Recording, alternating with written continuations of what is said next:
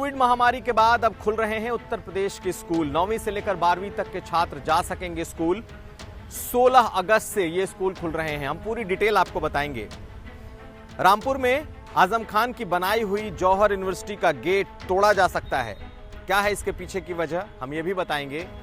और साथ साथ ये भी जान लीजिए कि बसपा के किस पूर्व मंत्री पर लगा है छठी शादी करने का आरोप और पत्नी ने कितने गंभीर आरोप लगाए हैं। नमस्कार, मैं हूं कुमार अभिषेक, आप देख रहे हैं यूपी तक और हम हाजिर हैं अपना न्यूज शो आज का यूपी लेकर। अब खबरें विस्तार से। आखिरकार कोरोना महामारी के इस दूसरे वेव के बाद आज योगी सरकार ने भी स्कूलों को खोलने का ऐलान कर दिया। 16 अगस्त से अब ये स्कूल खुल जाएंगे।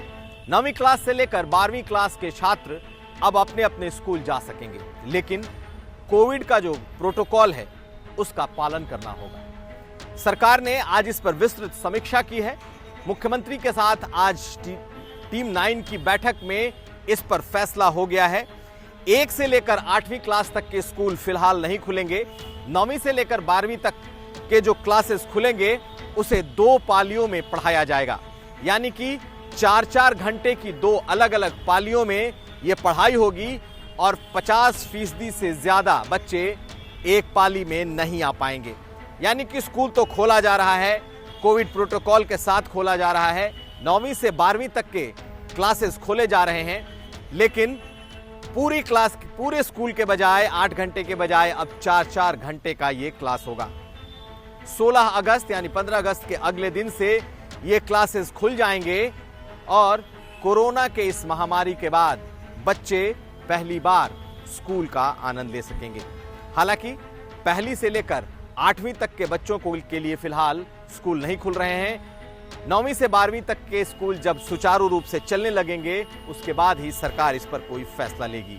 सुनिए क्या कहा है डिप्टी सीएम और शिक्षा मंत्री दिनेश शर्मा ने। प्रातः माननीय मुख्यमंत्री जी के साथ व्यापक विचार विमर्श हुआ और अन्य अधिकारियों के साथ वो जो स्वास्थ्य विभाग, गृह विभाग या अन्य विभागों से संबंधित अधिकारीगण थे, उच्च शिक्षा और माध्यमिक शिक्षा और बेसिक शिक्षा के अधिकारीगण थे।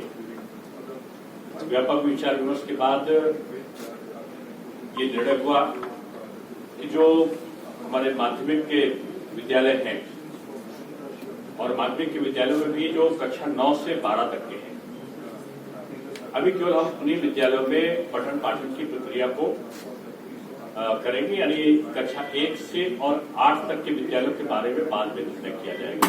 दरअसल देश के कई राज्यों ने धीरे धीरे अपने स्कूलों को खोल दिया है। पंजाब, बिहार, झारखंड, उत्तराखंड ऐसे राज्यों ने स्कूल खोलने के आदेश दे दिए थे और वहां स्कूल खुलने लगे थे। और आज टीम 9 की जो ये बैठक हुई है उसमें इस पर मुख्यमंत्री योगी आदित्यनाथ ने फैसला लिया है। चलते हैं अगली खबर। रामपुर की जौहर यूनिवर्सिटी, जी हां, आजम खान का वो ड्रीम प्रोजेक्ट जो इन दिनों योगी सरकार के निशाने पर है। अब जौहर यूनिवर्सिटी का जो मुख्य गेट है वो कभी भी ध्वस्त किया जा सकता है, कभी भी वो जमींदोज हो सकता है, कभी भी उसे गिराया जा सकता है। एसडीएम की कोर्ट ने 2 साल पहले इसे गिराने का आदेश दिया था, जिसके खिलाफ आजम खान ने रामपुर के जिला अदालत में इसके खिलाफ अपील की थी। आज कोर्ट ने उस स्थगन आदेश को खत्म कर दिया, यानी कि अब किसी भी वक्त ये गेट तोड़कर गिराया जा सकता है। बता दें कि आरोप यह है कि ये गेट सरकारी जमीन पर बना हुआ है और आजम खान की बनाई हुई इस जौहर यूनिवर्सिटी का सबसे खूबसूरत हिस्सों में से एक ये गेट है, जिसे आजम खान ने बहुत बारीकी से अपनी इच्छा से बनवाया था। और लगातार ये गेट इस बात के लिए सरकार के भी निशाने पर था कि इस गेट को सरकारी जमीन पर बनाया गया है और अब माना यह जा रहा है कि जल्द ही इस गेट को गिराया जा सकता है। सुनिए इसके खिलाफ जिन्होंने अपील की थी, जिन्होंने शिकायत की थी, बीजेपी नेता आकाश सक्सेना ने आज क्या कहा। देखिए 2019 में इसमें हमारे द्वारा एक शिकायत की गई थी कि जौहर यूनिवर्सिटी का जो गेट बना हुआ है वो सरकारी भूमि पर है वो जो उसकी सड़क है वो PWD द्वारा बनाई गई है। लगभग 13 करोड़ से लागत की वो सड़क बनवाई गई थी।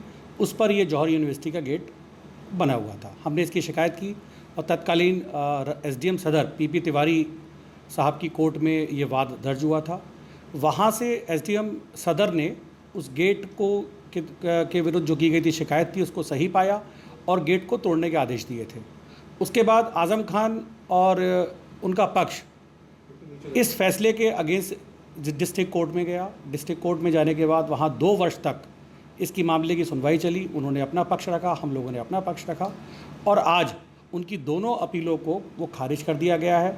उस खारिज करने के बाद SDM का जो 2 साल का पुराना आदेश है वो अब ऐसे का ऐसे ही रहेगा। इस यूनिवर्सिटी के भीतर के कई हिस्सों को प्रशासन पहले ही अपने कब्जे में ले चुका है। इस आरोप में कि बहुत सारे सरकारी जमीनों का दुरुपयोग इस यूनिवर्सिटी ने किया है और इसे अपने कब्जे में ले रखा था। और यही आरोप जौहर यूनिवर्सिटी के इस मुख्य गेट पर भी था कि ये गेट सरकारी जमीन पर बना है। चलते हैं अगली खबर। बसपा के समय में पूर्व मंत्री रहे बशीर चौधरी पर उनकी पत्नी ने बेहद गंभीर इल्जाम लगाए हैं।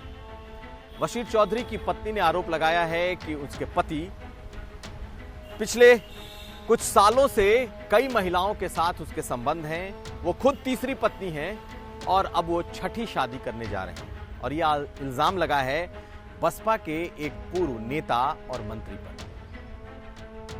उस पत्नी ने बाकायदा एक वीडियो जारी किया है और उसमें बसपा के इस नेता पर गंभीर किस्म के इल्जाम लगाए हैं, यौन शोषण के, शारीरिक उत्पीड़न के और साथ साथ महिलाओं के साथ गलत संबंध रखने के। इस महिला के ये भी आरोप हैं कि वो खुद उस नेता की तीसरी पत्नी है।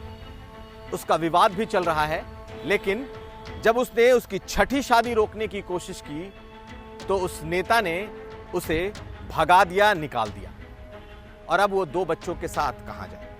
आप सुनिए ये वीडियो, हम फिर बताएंगे आगे की कहानी। सभी लोगों को मेरा सलाम। मेरा नाम नगमा है। मैं यूपी आगरा जिले की रहने वाली हूँ। मैं अपने पूरे होशो आवाज़ में अपनी वीडियो फेसबुक ट्विटर पर अपलोड कर रही हूँ। मैं ये बताना चाहती हूँ, मैं उसी वहशी दरिंदे की पत्नी हूँ, चौधरी बशीर की। सन 2013 से मेरे साथ उत्पीड़न हो रहा है और मेरे साथ काफ़ी जुल्म हुए हैं, काफ़ी जुल्म होते आए हैं। मैं सब सहती रही कि आखिरकार ये आदमी है, सुधर जाएगा, लेकिन वो आदमी नहीं है, वो एक हैवान है। उसने मुझसे पहले भी कितनी महिलाओं की ज़िंदगियां ख़राब करी हैं। उसने अन्य महिलाओं के साथ शारीरिक उत्पीड़न, मेरे साथ भी शारीरिक उत्पीड़न और मानसिक रूप से टॉर्चर करता है। ये वहशी दरिंदा, ये हवस का पुजारी महिलाओं के साथ अपनी हवस बुझाता है। आखिर ये कब तक ऐसा करता रहेगा, कब तक? अभी फ़िलहाल में एक न्यूज़ आई कि 23 जुलाई को बशीर शादी करने जा रहा है और ये खुद भी बोल रहा है कि हाँ मैं शादी करूँगा, शादी करूँगा, शादी करने जा रहा हूँ। ये उस महिला से शादी करने जा रहा है जिसका अभी तक तलाक नहीं हुआ है। वो महिला कौन है मैं बताती हूँ आपको। बीएसपी नेता की इस पत्नी के आरोप इतने गंभीर हैं कि उन्हें दोहराया भी नहीं जा सकता। लेकिन अब इस मामले में आगरा के एक थाने में FIR दर्ज कर ली गई है और अब जांच भी शुरू हो गई। चलते हैं अगली खबर की तरफ। मुख्यमंत्री योगी आदित्यनाथ का कोरोना का वैक्सीनेशन आज पूरा हो गया। आज मुख्यमंत्री लखनऊ के सिविल अस्पताल गए और उन्होंने कोरोना वैक्सीन का दूसरा डोज भी लिया और साथ साथ लोगों से अपील की कि वो जल्द से जल्द अपना वैक्सीनेशन कराएं। आपको बता दें कि उत्तर प्रदेश इस समय देश में इस मामले में अव्वल है कि सबसे ज्यादा वैक्सीनेशन उत्तर प्रदेश ने कराया है। तो ये था आज का यूपी। हम हाजिर थे अपना न्यूज शो आज का यूपी लेकर। हम फिर हाजिर होंगे, लेकिन जाने से पहले आपको बता दें कि यूपी तक आपके लिए 2022 चुनाव के पहले लेकर आ रहा है चुनाव की विशेष कवरेज, एक्सक्लूसिव इंटरव्यूज और साथ साथ बड़ी कहानियां। ये सब चीज आप देख सकेंगे हमारे शो यूपी किसका में।